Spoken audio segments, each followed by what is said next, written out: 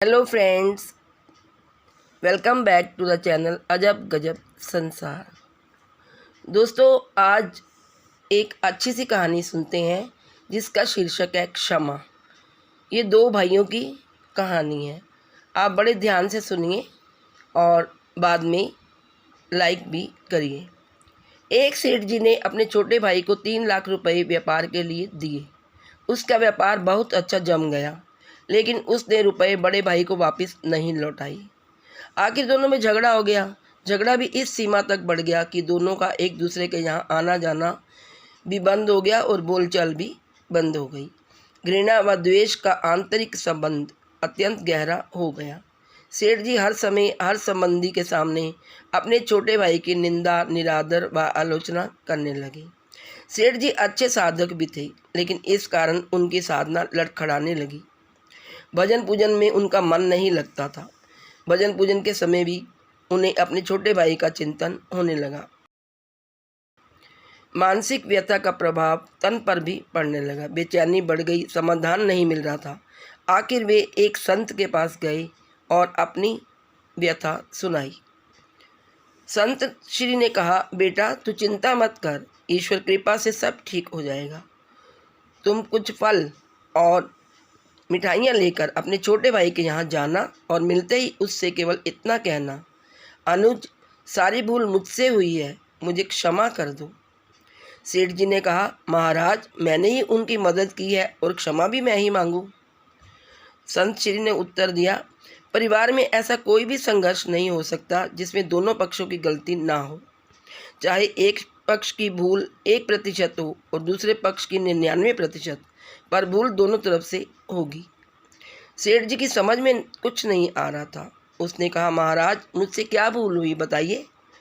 बेटा तुमने मन ही मन अपने छोटे भाई को बुरा समझा, यही है तुम्हारी पहली भूल। तुमने उसकी निंदा, आलोचना व तिरस्कार किया, यह है तुम्हारी दूसरी भूल। और उसकी तीसरी भूल उन्होंने बताई कि क्रोधपूर्ण आंखों से उसके दोषों को देखना, अपने कानों से उसकी निंदा सुनी, यह है तुम्हारी चौथी भूल। तुम्हारे हृदय में छोटे भाई के प्रति क्रोध व घृणा है, यह है तुम्हारी आखिरी भूल। अपनी इन भूलों से तुमने अपने छोटे भाई को दुख दिया है। तुम्हारा दिया दुख ही कई गुना होकर तुम्हारे पास लौटा है। जाओ अपनी भूलों के लिए क्षमा मांगो, नहीं तो तुम ना चैन से जी सकोगे ना चैन से मर सकोगे। क्षमा मांगना बहुत बड़ी साधना है और तुम तो एक बहुत अच्छे साधक हो। सेठ जी की आंखें खुल गई। संत श्री को प्रणाम करके वे छोटे भाई के घर पहुंचे। सब लोग भोजन की तैयारी में थे। उन्होंने दरवाज़ा खटखटाया। दरवाज़ा उनके भतीजे ने खोला। सामने ताऊ जी को देखकर वह अवाक सा रह गया और खुशी से झूमकर जोर जोर से चिल्लाने लगा, मम्मी मम्मी, पापा देखो कौन आए हैं, ताऊ जी आए हैं, ताऊ जी आए हैं। माता पिता ने दरवाजे की तरफ देखा, सोचा कहीं आप सपना तो नहीं देख रहे। छोटा भाई खुशी से पागल हो गया। आहा, 15 वर्ष के बाद आज बड़े भैया घर पर आए हैं। प्रेम से गला रुंध गया, कुछ बोल ना सका। सेठ जी ने फल और मिठाइयाँ टेबल पर रखी और दोनों हाथ जोड़कर छोटे भाई को कहा, भाई सारी भूल मुझसे ही हुई है, मुझे क्षमा कर दो।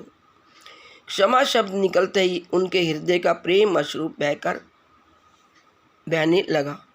छोटा भाई उनके चरणों में गिर गया और अपनी भूल के लिए रो रो कर क्षमा याचना करने लगा। बड़े भाई के प्रेम अश्रु छोटे भाई की पीठ पर और छोटे भाई के पश्चाताप व प्रेम मिश्रित अश्रु बड़े भाई के चरणों में गिरने लगे। क्षमा व प्रेम का अथाह सागर फूट पड़ा। सब शांत, सब चुप। सबकी आंखों से अविरल अश्रुधारा बहने लगी। छोटा भाई उठकर गया और रुपए लाकर बड़े भाई के सामने रख दिए। बड़े भाई ने कहा, भाई आज मैं इन कोड़ियों को लेने के लिए नहीं आया हूँ। मैं अपनी भूल मिटाने, अपनी साधना को सजीव बनाने और द्वेष का नाश करके प्रेम की गंगा बहाने आया हूँ। मेरा आना सफल हो गया, मेरा दुख मिट गया, अब मुझे आनंद का एहसास हो रहा है। छोटे भाई ने कहा, भैया जब तक आप ये रुपए नहीं लेंगे तब तक मेरे हृदय की तपन नहीं मिटेगी। कृपया करके आप ये रुपए ले लें। सेठ जी ने छोटे भाई से रुपए लिए और अपने इच्छा अनुसार अनुज, वधू, भतीजे व भतीजी में बांट दिए। सब कार में बैठे और घर पहुँचे। 15 वर्ष बाद उस अर्धरात्रि में जब पूरे परिवार का मिलन हुआ तो ऐसा लग रहा था कि मानो साक्षात प्रेम ही शरीर धारण किए वहाँ पहुँच गया है। सारा परिवार प्रेम के अथाह सागर में मस्त हो रहा था। क्षमा मांगने के बाद उस सेठ जी के दुख, चिंता, तनाव, भय, निराशा रूपी मानसिक रोग जड़ से ही मिट गए और साधना सजीव हो उठी। तो दोस्तों, हमें भी अपने दिल में क्षमा का भाव रखना चाहिए। यदि आपके किसी रिश्तेदार से, आपके छोटे भाई बहन से कोई गलती हो जाए तो उसे क्षमा कर देना चाहिए।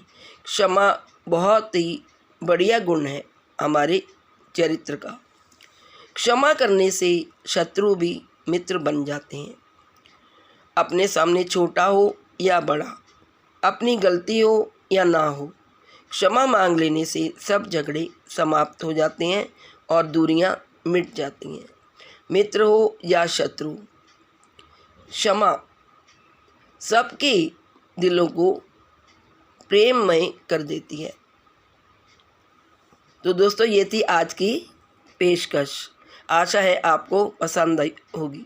यदि आपको अच्छी लगे तो प्लीज़ वीडियो को लाइक करिए और अपने फ्रेंड्स और फैमिली में शेयर करिए और मेरे चैनल को सब्सक्राइब करें और बेल का आइकन भी प्रेस कर दें ताकि मेरी आने वाली नई वीडियो की जानकारी सबसे पहले आपको मिल सके।